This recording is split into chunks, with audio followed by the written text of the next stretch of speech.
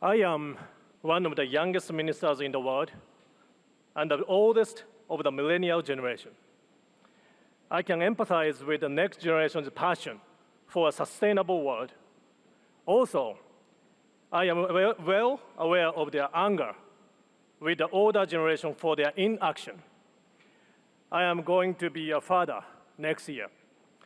I have a duty to secure the future beyond 2050, which is my future, and indeed, the future of my child and all children.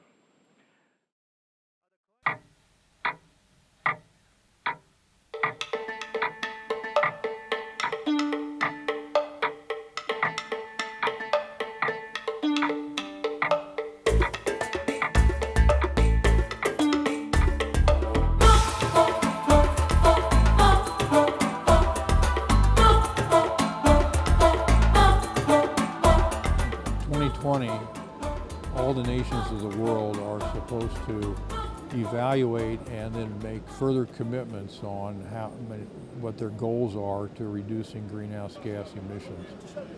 And it's very important that they ramp up those goals significantly if we're going to have a chance of slowing down and eventually turning around global climate change. If we don't clean up our emissions or solve the climate crisis as a global community, then those climate impacts are going to get worse and worse, and millions of lives are at stake. We need concrete action. My first COP was 2009 in Copenhagen, and that was not a banner year for the COPs. That was widely seen as quite a disaster. There was a great deal of momentum with the hopes that there would be a new agreement. The Kyoto Protocol was coming to an end, and to set up a new implementation mechanism for ambition and action on climate change. And it was in that failure in Copenhagen, and there was really quite a challenge, not just within the governments, but within the general civil society, to figure out how to rebuild the trust and momentum. And that took a number of years, and we didn't see it actually come to fruition until 2015 in Paris. So I think what I'm most worried about at these COPs is that the pace of action doesn't necessarily reflect the urgency that folks are feeling on the ground, right? This is a slow process, it's a consensus building process. We understand that it is both essential and insufficient. So it's important for us to do the work here and then to do more work back home. That's what I'm most worried about, that global leaders will not take the action necessary to address the climate emergency now. Certainly, I think the urgency is around accepting the science and being concrete, like here's where we have to make a move, like now. And so then how do you then translate that to folks to be engaged and involved, especially when it comes to pushing policy? Because people need to understand, what does it mean not to have the proper policy in place? And then what does it mean to have the proper policy in place and then implement it in a way that really brings about a substantive change around climate change? It's policies that cause us to struggle the way that we struggle. And policy is there, it's supposed to be there to protect us. But when those policies aren't strengthened, when those policies aren't people-centered, then it becomes problematic because those policies lose us. So we've got to fight, period, for policy, because the same policy that protects another class of people also protects us. So many people who care about the climate and about our planet and future generations ask, what can they do? And that is a great question. And it's actually one that does in some ways have a difficult answer because we really need systemic change.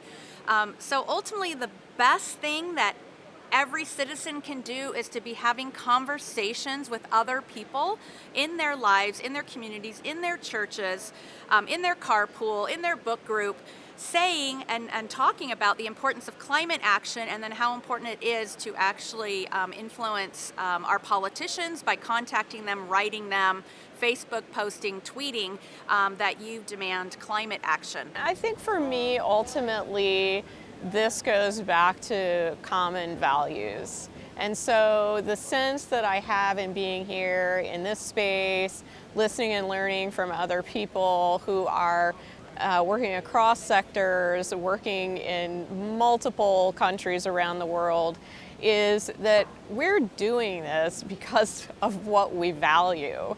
And I think that can resonate in a bipartisan way in the US as well, because when we can have a conversation with someone that talks about where we connect, what do we have in common, what do we love, right? What do we care about? We might not be scientists, but we invest our money, we take our time, we do our ministry focus, and we have lots to say about how to make the world livable.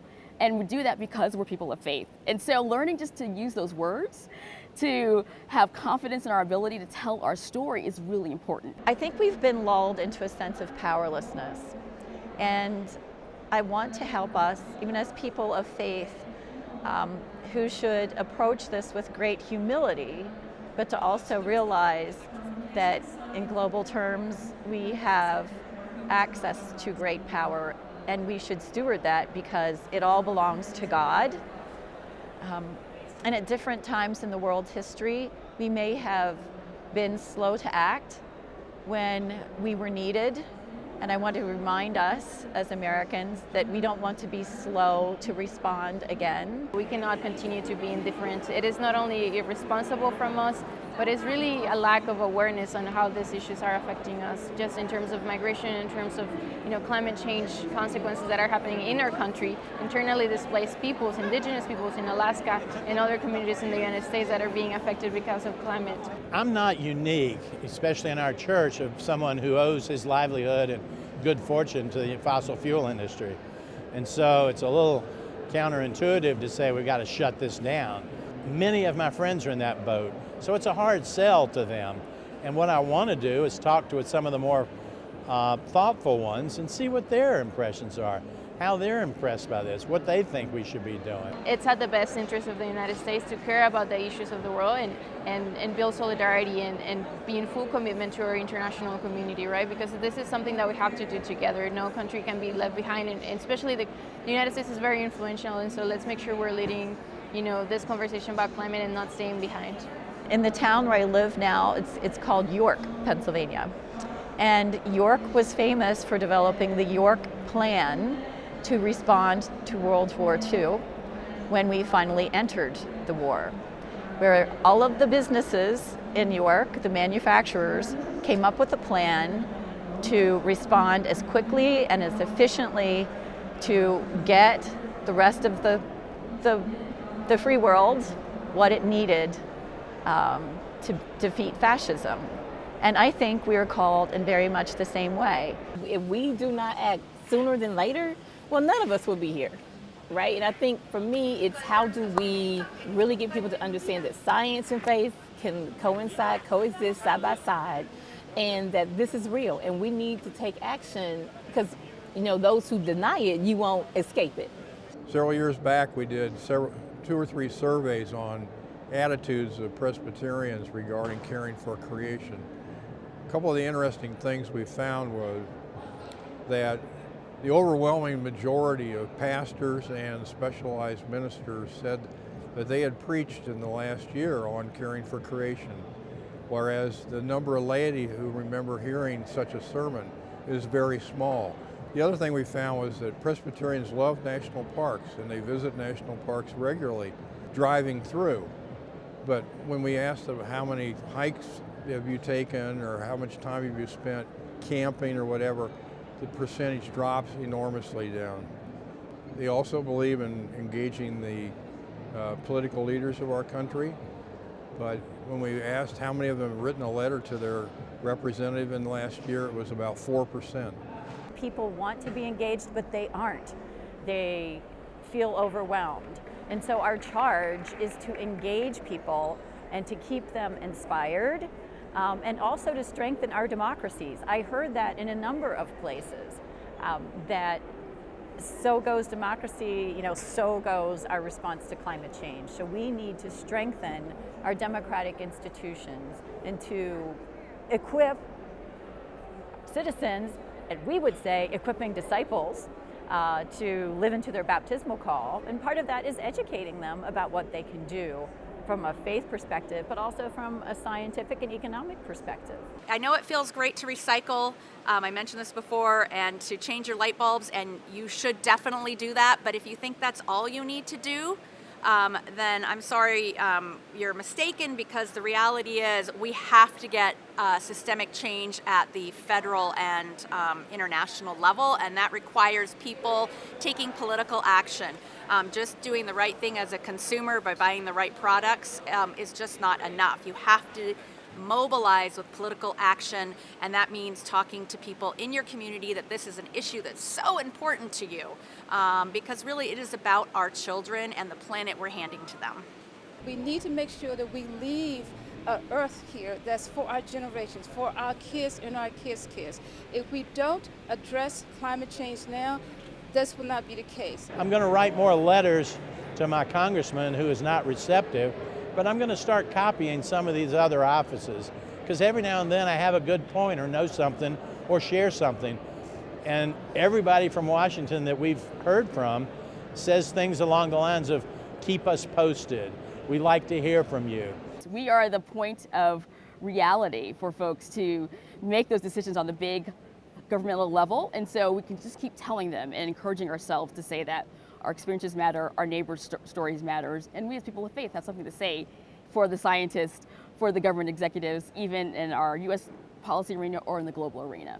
As faith-based organizations, part of our work at this time is prophetic, but also part of our work at this time, and I think especially of clergy in this, is to receive people as they are realizing the extent of how we've screwed up. All of us. And to say, you know, there is another way. And that way is full of grace and forgiveness and innovation and creativity and promise and hope and resurrection. I think it's interesting that the COPs always happen roughly aligned with our season of Advent in the Christian calendar.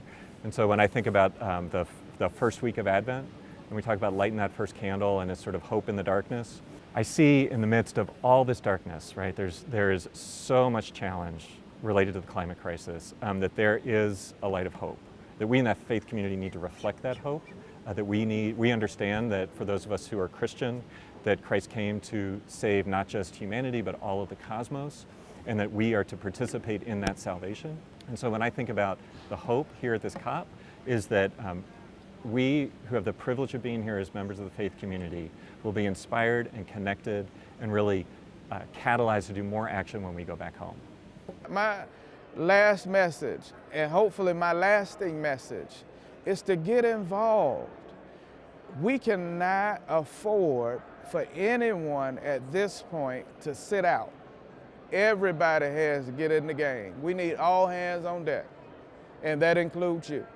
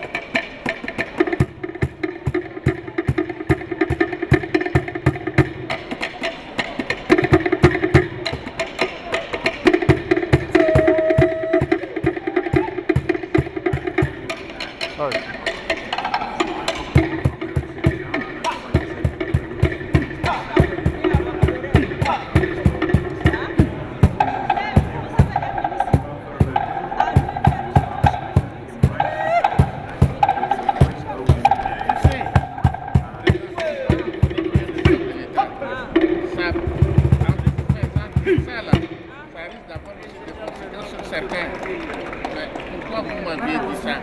Pourquoi vous êtes...